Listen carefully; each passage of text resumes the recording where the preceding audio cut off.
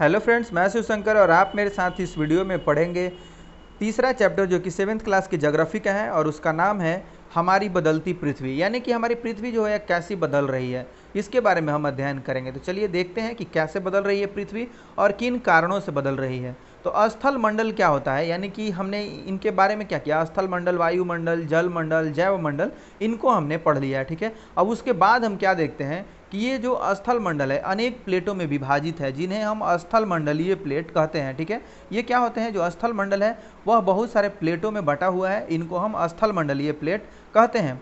आपको यह जानकर आश्चर्य होगा कि ये प्लेट हमेशा धीमी गति से चारों तरफ घूमती रहती हैं। ये प्लेटें क्या करती हैं, बहुत ही धीमी गति से गति करती रहती हैं, चारों तरफ घूमती रहती हैं, प्रत्येक वर्ष केवल कुछ किलोमीटर के लगभग। ठीक है, यह क्या करती हैं, घूमते रहती हैं, लेकिन इनका घूर्णन गति क्या होता है, बहुत धीमा होता है, और यह एक वर्ष में कुछ किलोमीटर ही क्या करती हैं, घूम पाती हैं। ठीक है, यानी कि मूव कर पाती हैं।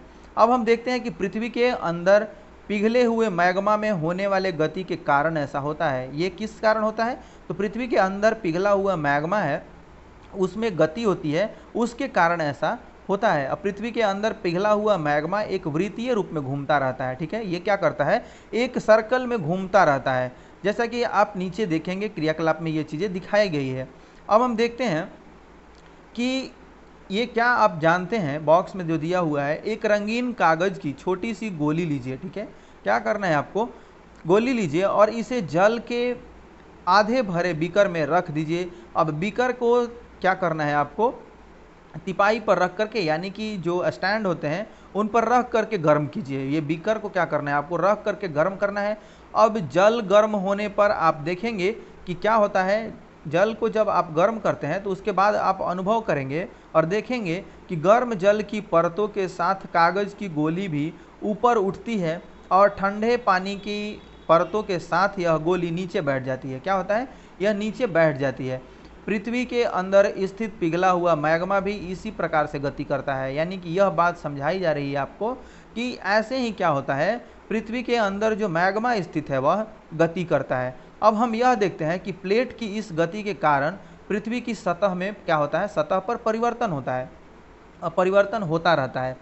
पृथ्वी की गति को उन बलों के आधार पर विभाजित किया गया है जिनके कारण ये गतियाँ उत्पन्न होती हैं। ठीक है, उस पर ही इनको विभाजित किया गया है, जिसके कारण क्या होती हैं, ये गतियाँ उत्पन्न होती हैं। अब जो बल पृथ्वी के आंतरिक भाग में गठित होते हैं उन्हें हम क्या कहते हैं, अंतर्जनित बल, यानी कि एंडोजेनिक फोर्स कहते हैं। ठीक है, हम किसको बोलते हैं, जो बल पृथ्वी के आंतरिक भाग में घटित होते हैं उनको हम क्या कहते हैं, अंतर्जनित बल, यानी कि एंडोजेनिक फोर्स हम कहते हैं। एवं जो बल पृथ्वी की सतह पर उत्पन्न होते हैं उन्हें हम क्या कहते हैं, बहिर्जनित बल कहते हैं, यानी कि एक्सोजेनिक फोर्स कहते हैं। ठीक है, अब अंतर्जनित बल कभी आकस्मिक गति उत्पन्न करते हैं। क्या करते हैं, ये जो नीचे वाले बल होते हैं ये कभी आकस्मिक गति उत्पन्न करते हैं तो कभी धीमी गति। ठीक है, यानी कि कभी ये तेज हो जाते हैं तो कभी धीमी। अब भूकंप एवं ज्वालामुखी जैसे आकस्मिक गति के कारण पृथ्वी की सतह पर अत्यधिक हानि होती है। ठीक है, यानी कि जो अचानक गति हो जाती है इनमें मैग्मा के अंदर अचानक गति हो जाती है, इसके कारण क्या होता है, भूकंप और ज्वालामुखी आती है, और इससे क्या होता है कि जो सतह है, पृथ्वी का सरफेस है, उस पर बहुत ज़्यादा हानि होती है। ठीक है, उसको बहुत ज़्यादा हानि होती है। ठीक है, तो इस प्रकार से हम इनको देख सकते हैं। अब स्थल मंडलीय प्लेट हैं, उनको ये जो शब्दावली है इसको किस प्रकार से विवेचित किया गया है यहाँ हम देखते हैं। भूपर पट्टी में अनेक बड़ी एवं कुछ छोटी कठोर असमान आकार की प्लेटें होती हैं, जिन पर महाद्वीप एवं महासागर की सतहें टिकी हुई हैं। ठीक है, ये यानी कि स्थल मंडलीय प्लेट बहुत सारे छोटे छोटे प्लेट में विभाजित है, और उस पर क्या है, वह बहुत सारी जो बातें हैं वो निर्भर करती हैं, और बहुत सी, यानी कि आप देख सकते हैं कि पहाड़ किसी पर स्थित है तो किसी पर सागर है, किसी पर महासागर स्थित है। अब ज्वालामुखी भूपर्पट्टी पर खुला एक ऐसा छिद्र होता है जिससे क्या होते हैं, पिघले हुए पदार्थ अचानक निकलते हैं। ये हम देखते हैं कि ज्वालामुखी जो होता है वह भूपर्पट्टी, यानी कि पृथ्वी के ऊपरी सतह पर एक खुला हुआ छिद्र टाइप से होता है, जिससे अचानक से क्या होता है, ये इससे लावा, राख और ये बहुत सारे मैग्मा वगैरह निकलते रहते हैं। ठीक है, तो अब हम क्या देखते हैं कि इस प्रकार से पृथ्वी का ये जो सतह है ये ज्वालामुखी है, ठीक है। अब ज्वालामुखी को आप देख सकते हैं, ये मेंटल है, मेंटल, फिर ये परपट्टी है। उसके बाद हम क्या देखते हैं, यहाँ से ये निकल रही है, इस क्षेत्र से सबसे नीचे वाला जो क्षेत्र होता है मैग्मा यहाँ से निकल रही है, ठीक है। अब हम देख रहे हैं कि उसके बाद ये निकल जाते हैं, इधर कुछ फैल जाते हैं, और ऊपरी वाला जो ऊपर का जो हिस्सा है यहाँ से बहुत सारा राख और जो बहुत सारे बड़े बड़े जो बोल्डर टाइप से होते हैं वो फेंकते रहता है, निकलते रहता है इसमें से। क्रेटर उसको हम बोलते हैं, जो इसका मुंह होता है, ज्वालामुखी का मुंह होता है, मुख को हम क्या बोलते हैं, क्रेटर बोलते हैं। इससे बहुत सारे अवसाद निकलते हैं और वो ठंडा होकर के क्या बन जाते हैं, एक पहाड़ का रूप, एक बड़े पत्थर चट्टान का रूप ले लेते हैं, ठीक है। तो इस प्रकार से ज्वालामुखी का निर्माण होता है और ज्वालामुखी बाहर निकलता है। यह क्या होता है, एक प्रकोष्ठ होता है जिसमें मैग्मा होता है, ठीक है। यह मैग्मा प्रकोष्ठ बोला जाता है। अब हम क्या देखते हैं कि जो कुछ शब्द हैं इनका कैसे इनकी उत्पत्ति हुई है, ठीक है। तो एंडो यानी कि एंडो और प्लस जेनिक, इसको क्या बोलते हैं, एंडोजेनिक बोलते हैं। और एक्सो यानी कि इसको जोड़ते हैं प्लस जेनिक से, तो एक्सोजेनिक, ये इस शब्द का निर्माण हुआ है, इस शब्द की उत्पत्ति हुई है। चलिए ठीक है, यहाँ पर आपने समझ लिया। उसके बाद हम देखते हैं कि इसी प्रकार स्थल मंडलीय जो प्लेट हैं वो गति करने पर पृथ्वी की सतह पर कंपन होती हैं। ये जो प्लेटें हैं वो क्या करती हैं, गति करती हैं, और उनके कारण क्या होता है, पृथ्वी के सरफेस पर एक कंपन होता है, वाइब्रेशन होता है। यह कंपन पृथ्वी के चारों ओर गति कर सकता है। यह जो कंपन है वह पृथ्वी के चारों ओर गति कर सकता है, ठीक है। इस कंपन को भूकंप कहते हैं हम, जब यानी कि वाइब्रेशन हो जाता है और इस प्रकार से ये एक तरंग के रूप में, हल्का तरंग के रूप में निकलता है, तो उसको हम क्या कहते हैं, भूकंप कहते हैं, ठीक है। अब हम क्या देखते हैं कि भूपरपट्टी के नीचे वह स्थान जहाँ कंपन आरंभ होता है वह उद्गम केंद्र कहलाता है। जहाँ से वो कंपन स्टार्ट होता है, यानी जहाँ से वो यानी कि वेव स्टार्ट होता है, उसको हम क्या बोलते हैं, उद्गम केंद्र कहते हैं, वह उद्गम केंद्र कहलाता है। अब क्या देखते हैं कि उद्गम केंद्र के भू सतह पर उसके निकटतम स्थान को हम अधिकेंद्र कहते हैं, ठीक है।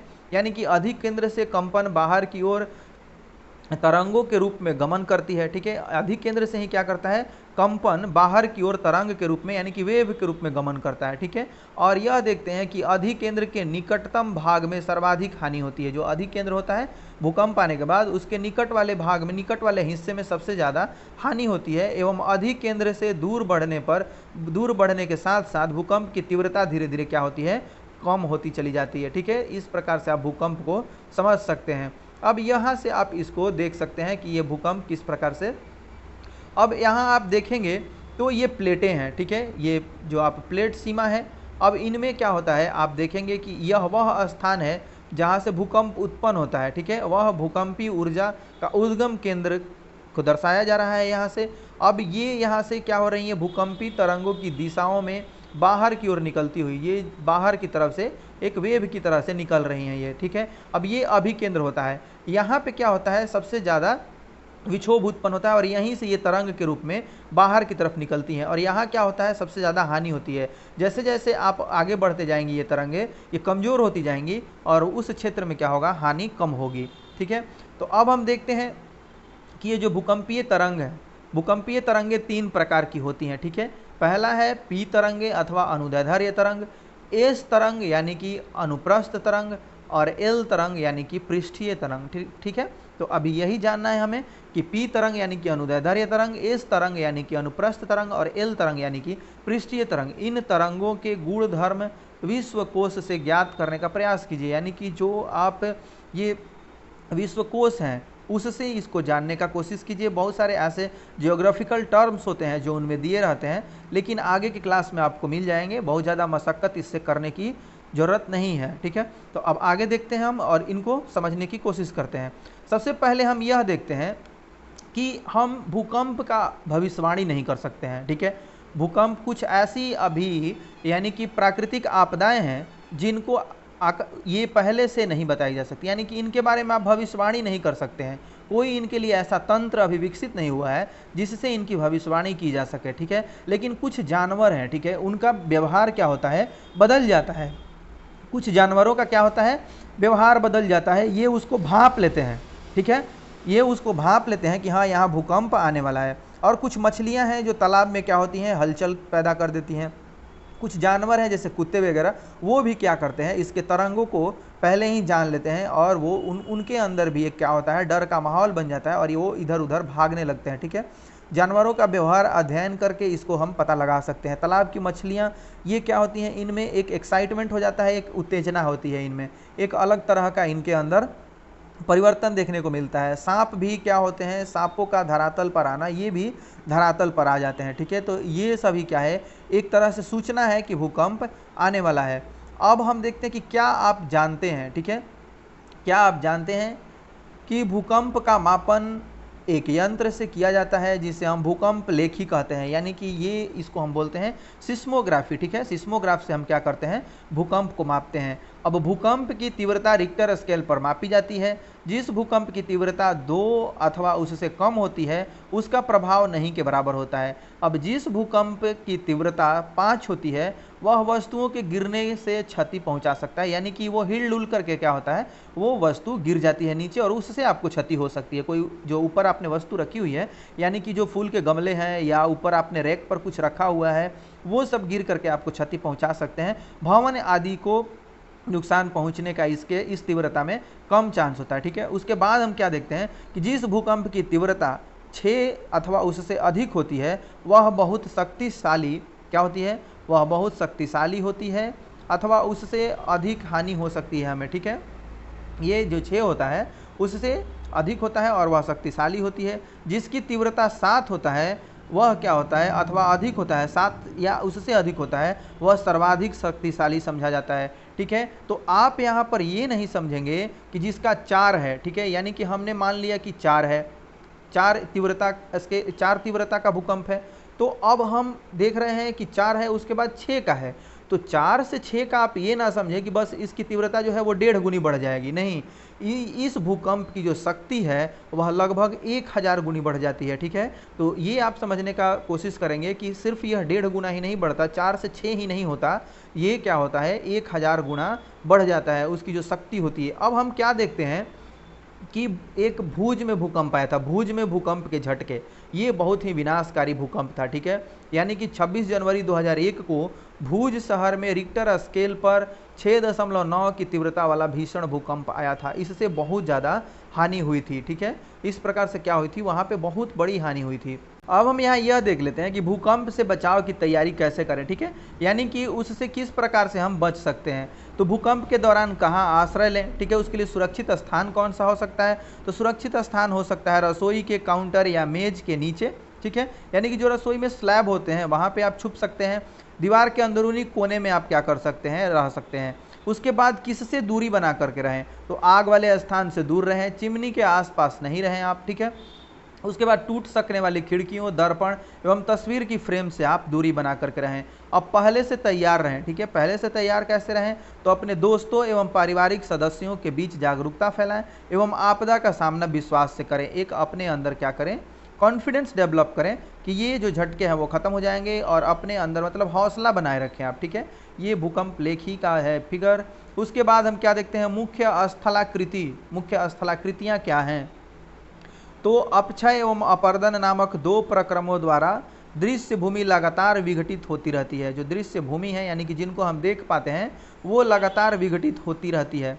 अब पृथ्वी की सतह पर शैलों के टूटने से अपक्षय की क्रिया होती है। जो शैल टूटते हैं उससे क्या होती है, अपक्षय की क्रिया होती है। अब भूदृश्य पर जल, पवन एवं हिम जैसे विभिन्न घटकों के द्वारा होने वाले क्षय को हम क्या कहते हैं, अपर्दन कहते हैं। ठीक है, यानी कि जो पृथ्वी की सतह पर जो शैल टूट रहे हैं उनको हम क्या कहते हैं, अपक्षय की क्रिया कहते हैं। उसके बाद हम क्या देखते हैं कि भूदृश्य यानी भूदृश्य पर जल, पवन एवं हिम जैसे यानी कि पानी और वायु और हिम यानी कि बर्फ होता है, उसके जैसे विभिन्न घटकों के द्वारा जो क्षय होते हैं उनको हम क्या कहते हैं, उनके द्वारा होने वाले क्षय को क्या कहते हैं, अपर्दन कहते हैं। ठीक है, इस प्रकार से अपर्दन और ये आपका अपक्षय होता है। अब हम क्या देखते हैं कि वायु, जल आदि अपरदित पदार्थ को एक स्थान से दूसरे स्थान पर ले जाते हैं। ठीक है, ये क्या करते हैं, एक स्थान से दूसरे स्थान पर ले जाते हैं और फलस्वरूप एक स्थान पर निक्षेपित कर देते हैं, यानी उनको छोड़ देते हैं। ठीक है, अब अपर्दन एवं निक्षेपण के ये प्रक्रम पृथ्वी की धरातल पर विभिन्न स्थलाकृतियों का निर्माण करते हैं। ठीक है, ये क्या करते हैं, विभिन्न प्रकार के स्थलों का, स्थलाकृतियों का, यानी कि आकार प्रकार उनका अलग तरह का एक निर्माण करते हैं। अब नदी के कार्य क्या है, ठीक है, नदी का कार्य क्या होता है उसको हम देखते हैं। तो नदी के जल से दृश्य भूमि का अपर्दन होता है। नदी के पानी से क्या होता है, जो भूमि हमें दिखाई देती है उसका अपर्दन होता है। अब जब नदी किसी खड़े ढाल वाले स्थान से अत्यधिक कठोर शैल या खड़े ढाल वाली घाटी में गिरती है तो यह जलप्रपात बनाती है, यानी कि ये क्या बनाती है, वाटरफॉल बनाती है। अब यह जलप्रपात आप देख सकते हैं। ठीक है, तो ये कठोर शैल है, यहाँ आप देख रहे हैं कठोर शैल। फिर क्या है, ये जल की शक्ति द्वारा कटे गए मृदु शैल, ये क्या करते हैं, कट जाते हैं। इस प्रकार से क्या होता है, अपर्दन होता है। ठीक है, तो अब हम क्या देखते हैं कि जब नदी मैदान, ठीक है, जब नदी मैदानी क्षेत्र में प्रवेश करती है तो वह मोड़दार मार्ग में बहने लगती है। क्या करती है, वह मोड़दार यानी कि टेढ़ी मेढ़ी, ये सर्पिल होकर के बहने लगती है। नदी के इन्हीं बड़े मोड़ों को हम विसर्प कहते हैं। नदी का ये जो बड़े मोड़ होते हैं उनको हम क्या कहते हैं, विसर्प कहते हैं, सांप के आकार से। ठीक है, अब इसके बाद विसर्पों के किनारे पर लगातार अपर्दन एवं निक्षेपण शुरू हो जाता है। जहाँ तीखे मोड़ बन जाते हैं वहाँ पे क्या होता है, अपर्दन एवं निक्षेपण शुरू हो जाता है। विसर्प लूप के सिरे निकट आते जाते हैं। ठीक है, विसर्प जो लूप होता है, यानी कि ये जो सिरा होता है वह क्या होता है, निकट आता जाता है। समय के साथ विसर्प लूप नदी से कट जाते हैं और एक अलग झील बना देते हैं। ठीक है, ये क्या होते हैं, यानी कि इस तरह से ये अलग हो जाएगा और यहाँ एक अलग क्या हो जाएगा, झील बन जाएगा। ठीक है, अब इस झील को हम क्या कहते हैं, चाप झील कहते हैं। ठीक है, यानी कि एक आप चाप की तरह इस तरह से ये झील बन जाएगी और ये मुख्य नदी से क्या होंगे, ये अलग हो जाएंगे। ये यहाँ की पानी मतलब यहाँ रहेगी, कभी बाढ़ वगैरह आने के बाद इसकी नदी की पानी फिर वहाँ चली जाएंगी और ये जमा होती रहेगी। ठीक है, इस प्रकार से चाप झील का निर्माण होता है। अब हम क्या देखते हैं कि आप कभी कभी नदी को अपने तटों से बाहर बहने लगती है, कभी कभी आप नदियों को क्या करते हैं, तटों से बाहर बहते हुए देखते हैं। फलस्वरूप निकटवर्ती क्षेत्रों में आप क्या देखते हैं कि बाढ़ आ जाती है। बाढ़ के कारण नदी के तटों के निकटवर्ती क्षेत्रों में महीन मिट्टी एवं अन्य पदार्थ का निक्षेपण करती है ये जो नदियां हैं। ठीक है, अब ऐसी मिट्टी एवं पदार्थों को अवसाद कहते हैं। ठीक है, अब इससे समतल उपजाऊ बाढ़कृत मैदान का निर्माण होता है। नदी की उत्थित तटों को हम तटबंध कहते हैं। ठीक है, यानी कि जो आप देख सकते हैं कि जो नदी का तट होता है उसको हम क्या कहते हैं, तटबंध कहते हैं। समुद्र तक पहुँचते पहुँचते नदी का प्रवाह धीमा हो जाता है तथा नदी अनेक धाराओं में विभाजित हो जाती है। ठीक है, नदी क्या होती है, अनेक धाराओं में विभाजित हो जाती है, जिसको हम क्या कहते हैं, वितरिका कहते हैं। ठीक है, ये वितरिका कहलाती है। इस तरीके से आपका ये नदी जो है वह विभिन्न धाराओं में, ये मुख्य नदी है, इसके बाद ये विभिन्न धाराओं में विभाजित हो जाती है, जिसको हम वितरिका कहते हैं।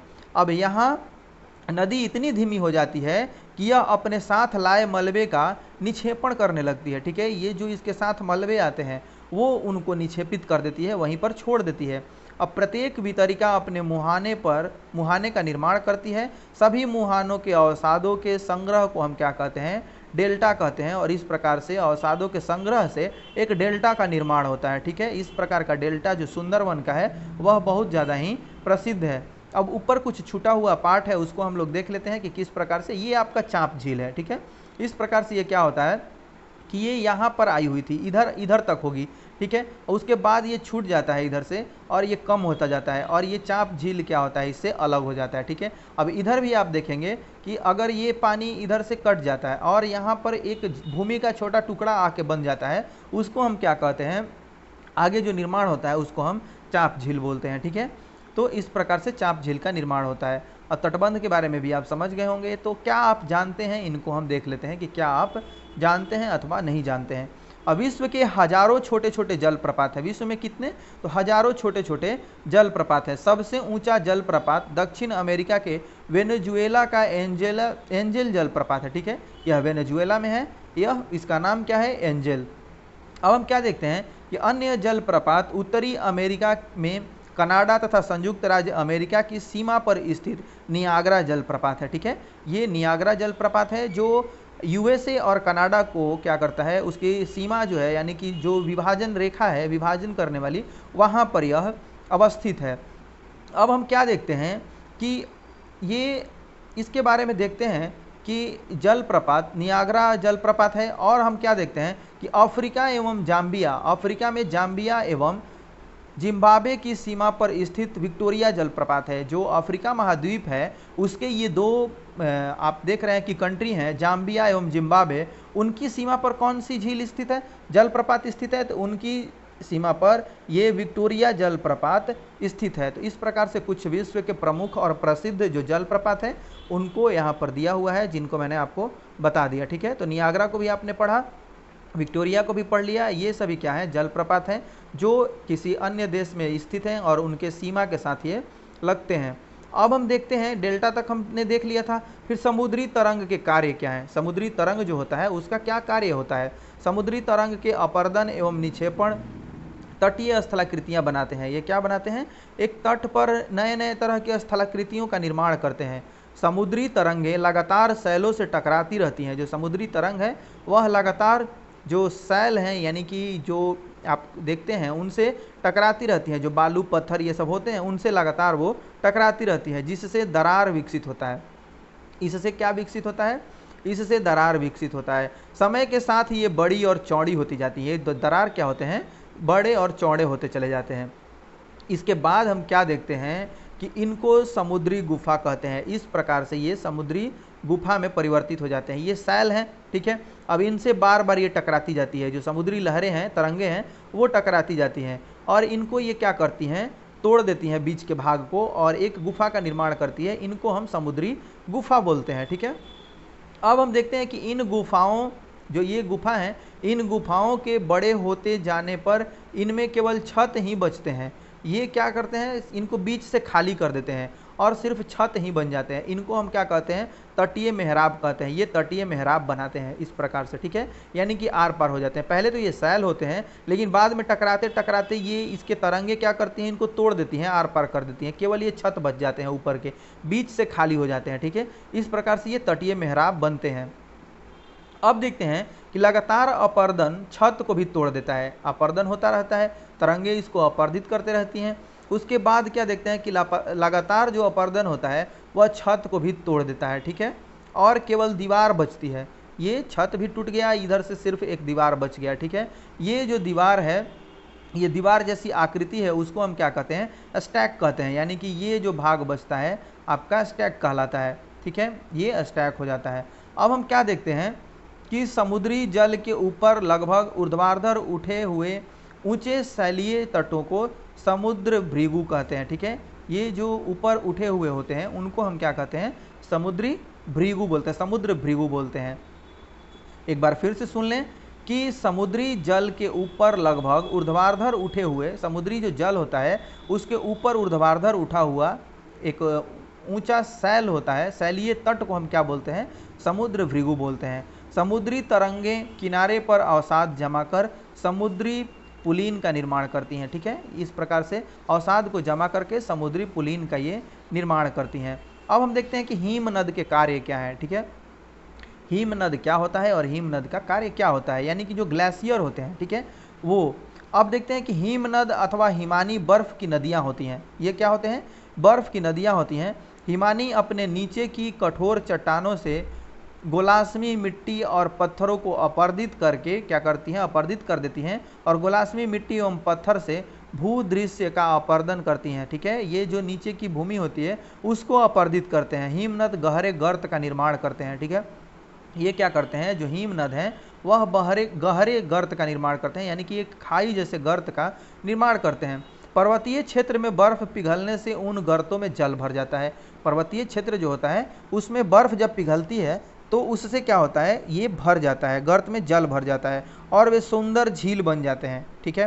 उससे एक झील, सुंदर झील का निर्माण हो जाता है। उसके बाद हम क्या देखते हैं कि हिमनद के द्वारा लाए गए पदार्थ जैसे कि छोटे बड़े सैल, रेत एवं तलछट मिट्टी निक्षेपित होते हैं। क्या होते हैं, तलछट मिट्टी निक्षेपित होते हैं वहाँ से। ये निक्षेप हिमनद हिमोड़ का निर्माण करते हैं। ठीक है, ये यानी कि उसमें मिट्टी, कंकड़, पत्थर ये सब भी होते हैं और वो हिमनद हिमोड़ का निर्माण करते हैं। ठीक है, हिमोड़ का निर्माण करते हैं। इस प्रकार से ये हिमनद का कार्य है। ठीक है, हिमनद के कार्य को आप समझ गए होंगे। अब पवन का कार्य क्या होता है? ठीक है, तो पवन किस प्रकार से कार्य करता है, तो हम यह देखते हैं कि बालू के जो टिब्बे होते हैं वह कुछ मानचित्र हैं। इस तरीके से आप बालू के टिब्बे जो हैं उनको देख सकते हैं।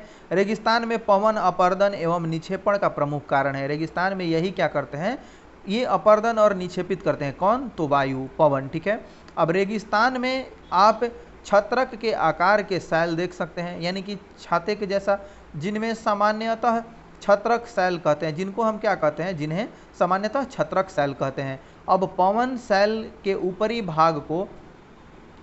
भाग की अपेक्षा निचले भाग को आसानी से काटती है। ठीक, क्या करती है? ऊपर वाले भाग की अपेक्षा नीचे वाले भाग को क्या करती है? वायु काट देती है आसानी से। इसलिए ऐसी सैल के आधार क्या होते हैं? संकीर्ण एवं शीर्ष विस्तृत होते हैं। इसके क्या होते हैं?